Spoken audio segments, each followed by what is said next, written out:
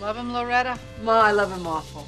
Oh, God, that's too bad. Moonstruck, directed by Canadian Norman Jewison, and the film that introduced many of us to Olympia Dukakis, even though by that point she'd been acting in film and on television for more than 25 years. Moonstruck won Olympia an Oscar. The same year, her cousin Michael Dukakis was battling George Bush Sr. for the White House. Thank you very much. Okay, Michael, let's go! Michael lost the election, but Olympia's Oscar win put her in a position where she could choose her roles to play strong, resilient characters. The mother of a man dying from HIV/AIDS in the event, a transsexual in The Tales of the City. Actually, I'll settle for a small Greek. And in a film called Cloudburst, Olympia played the type of character you rarely see in film, an aging lesbian who leaves the United States to get married in Canada. Now 82, she's an outspoken supporter for LGBT rights. Olympia's still pushing boundaries with her new show, and it's the first original miniseries from OUTtv. The title says it all: sex and violence. Olympia Dukakis! Hi, Eleanor.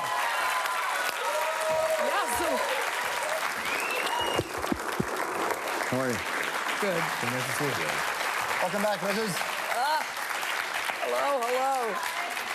Do you ever... First of all, it's lovely to see you. How are you? I'm terrific. I'm tired, but I'm okay. No, you're working a lot. Yeah, too much. Yeah. My husband says too much. Why? I don't know. Oh, as the Greeks say, diathesia. I have appetite. Right. I guess that's one of the great things about being alive is when you just still feel like you're excited to do the thing that you love. I am. There are things that really matter to me and projects that come up. And how do you get to become one of the icons in the gay and lesbian community? Is it because you played Cher's mom? I'm an icon. Is that why? Okay, good. I'm an icon. You are. Are you kidding me? Did you hear that? An icon. You are. But think about it. Your series on OUTtv, think about Cloudburst, think about Cher's mom. I mean, that is super going to get you in the gay community right away, right? Yeah. So it's just like, was it always part of your consciousness to do this kind of stuff? Are you kidding? No, I was always looking for the next good part and the next... I think what happened was the Tales of the City did it. Armistead, Maupin's Yeah. book, right? Yeah. What a writer. Oh, and he's got a new book coming out. And hopefully a movie will be made of him. You have, in your last few years of your career, the graphic sex scenes, the things that you're doing. Could you imagine that this is what you'd be doing? I mean, you're still a young woman, but... Yeah. No, if you told me that these... I wouldn't even have imagined that this material would be available. Right. I mean, it takes a daring, really fine writer to put this together. Yeah, and to walk up to Oscar winner, to walk up to Olympia Dukakis and say, this isn't... Because it's... What I liked about the sex scenes is they're not stylized. It's just raw. It's right there. Right. And do you have any hesitation to do that kind of stuff? No. Not with Tom Fitzgerald. I trust him totally. We're going to play you a scene, and you have to tell us what happens next. Oh, okay. Talkative, are you? You want to talk? I'll talk. I talk all day. I think you should be more concerned with what I might put in my mouth than what comes out of it. Oh. That one, yeah. I know what happens. Yeah. I really... do we act... Is that one of the scenes where we get together? That's what happens. Look at this. Oh, I can't believe that picture. Oh, my God. Is it up? Are you showing it? Oh, my God. That is the...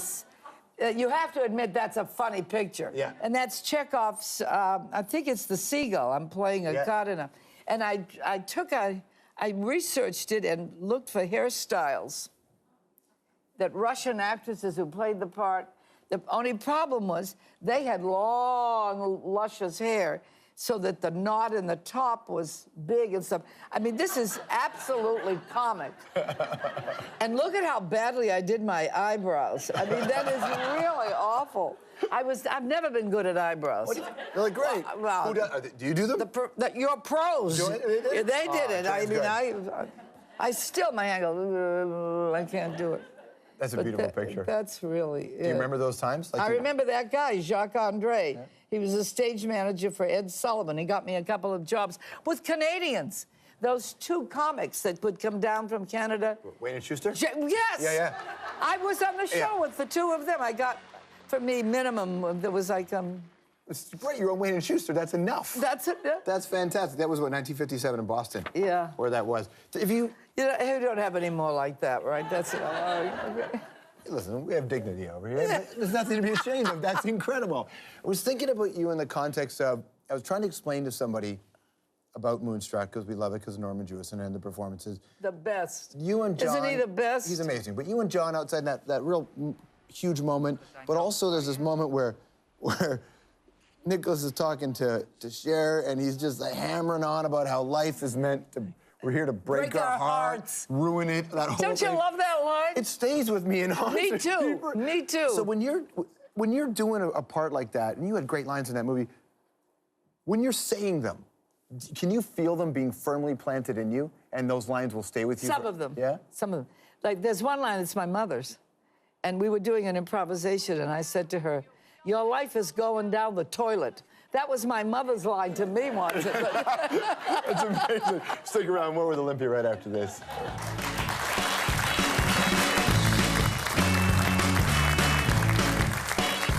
All right, coming up, Moonstruck, such a classic, and what it really meant for Olympia, next.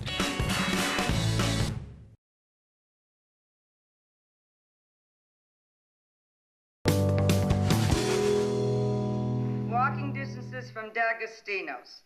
2 blocks crosstown, 6 short blocks uptown and downtown. I mean, that's how far I'd be willing to walk to a market. Good. Very good, Miss Chimetti. There you go. She had one line in that movie. 1974. And I was glad for it. That's Death Wish. I guess I made some money. That was all that movie meant to me. I just made a little money. When did you feel... With 3 kids, I did anything and everything I could get my hands on. When did you feel like you were starting to settle, like this was working out for you? Oh, wow. You remember Romney, the guy who was running against Obama? Yeah.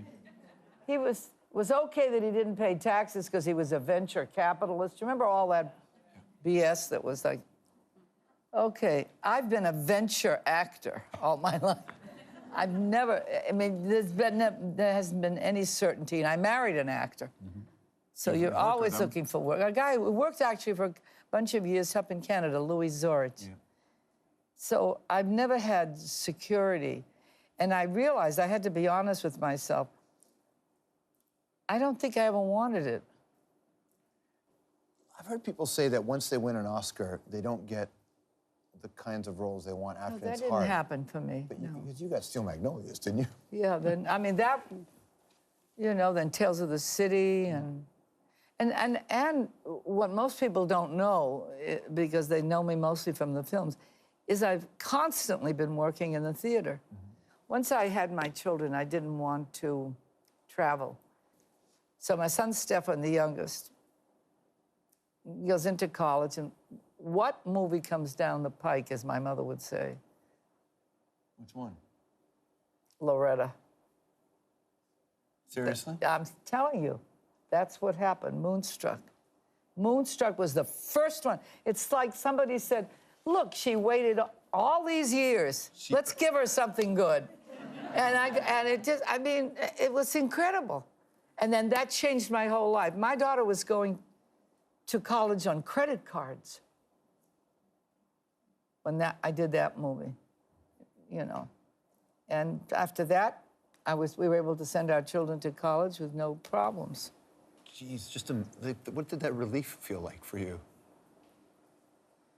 Yeah, it felt like I was going to be a good parent. You know what it feels like when you can't do those things? You feel like you fail. But the fact that even though we chose this, we were able to somehow, life turned out that we were able to do that, made me feel that, you know, I had provided.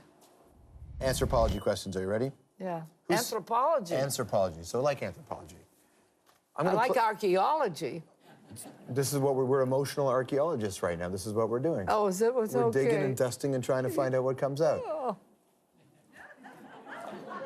Speaking of someone who is intimate with a presidential candidate, if you could whisper one thing in Obama's ear, President Obama, what would you whisper in his ear? Oh, Lord.